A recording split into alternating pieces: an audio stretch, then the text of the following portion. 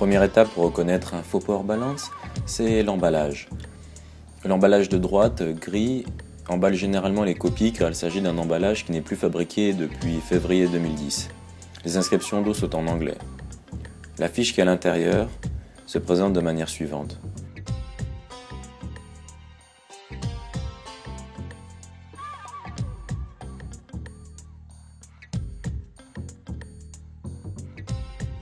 L'emballage actuel est l'emballage qui est à gauche, c'est-à-dire un emballage noir et bleu. Si vous achetez un Power Balance en Europe, il y aura des inscriptions en plusieurs langues au dos, dont le français notamment. Si vous achetez ce produit en Amérique du Nord, il y aura des inscriptions uniquement en anglais. Donc pour un produit européen, n'oubliez pas, au dos, il doit y avoir des inscriptions internationales. La fiche à l'intérieur est noire au recto et au verso, il y a des témoignages de différents sportifs.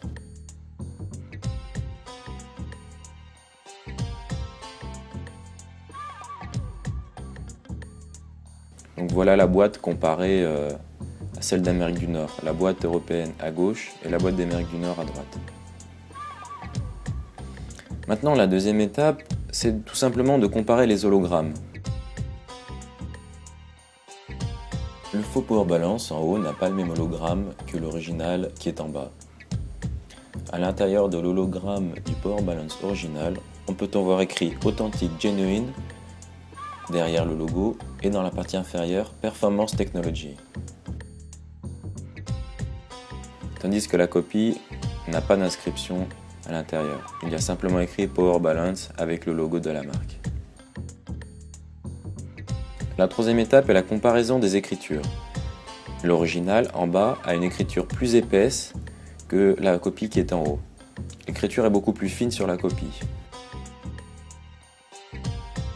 On peut également voir que le mot Performance Technology est écrit en italique sur l'original, ce qui n'est pas le cas de la copie.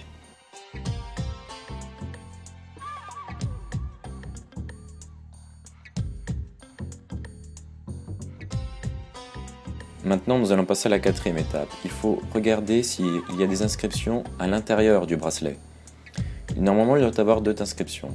Il doit y avoir écrit la taille à l'intérieur du bracelet. Ici, on voit une taille M. Et au dos du logo, on doit avoir un E.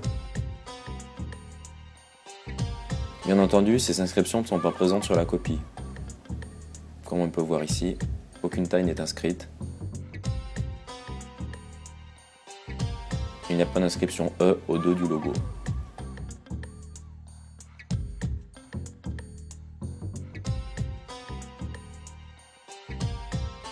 Une astuce pour reconnaître un Power Balance neuf est de regarder sa tenue par rapport à une copie. En effet, il a une forme beaucoup plus ovale. Ici, vous voyez, le Power Balance original est en bas. Il a une forme plus ovale que la copie qui est en haut. La cinquième et dernière étape se fait en comparant le logo. On peut voir que le logo de l'original qui est en bas est légèrement plus ramassé que le logo de la copie qui est en haut. Cela se voit notamment au niveau de la boucle inférieure du B.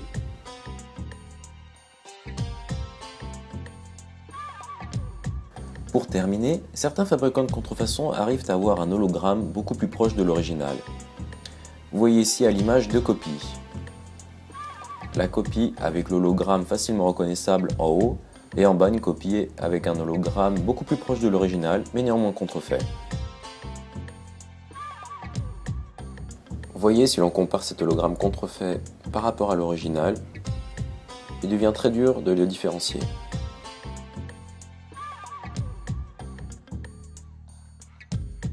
En revanche, le faux Power Balance, malgré son hologramme contrefait beaucoup plus proche de l'original, ne possède toujours aucune inscription à l'intérieur du bracelet. Il n'y a pas sa taille écrite, et il n'y a pas non plus de E au dos du logo.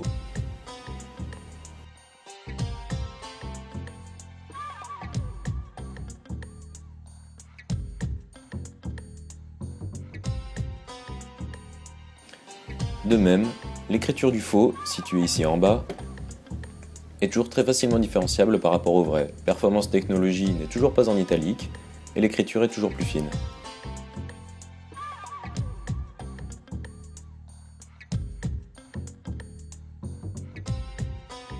Vous pouvez maintenant faire la différence entre un produit Power Balance original et une copie.